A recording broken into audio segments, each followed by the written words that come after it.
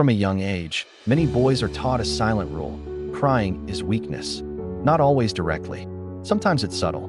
Be a man. Stop acting like a baby. Men don't cry. So what happens?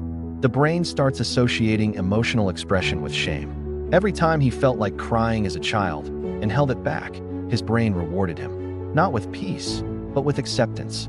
Over time, this creates something powerful. Emotional suppression becomes identity, and numbness is dangerous. Because emotions don't disappear, they transform. Sadness becomes anger. Vulnerability becomes silence. Pain becomes distance. That's why some men don't cry when they're hurt, but explode over small things, or shut down completely. Now think about this. Why would someone hide their tears, even from the people they love? Because crying in front of others requires something far harder than strength: trust. To cry in front of someone means, I'm not in control right now. I'm vulnerable. I need support. And for someone who was taught their whole life to be strong, that feels like losing control. But just because you don't cry doesn't mean you don't feel.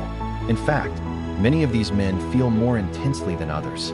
They just don't have a safe way to express it. And this creates a silent struggle. On the outside, strong. On the inside, pressure building.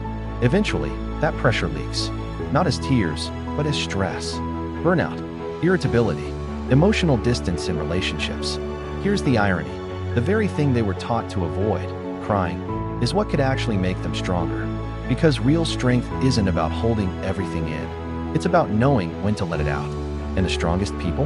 They're the ones who can sit with their emotions, feel them fully, and still stand up again. And sometimes, the most strong thing a person can do is finally let themselves break.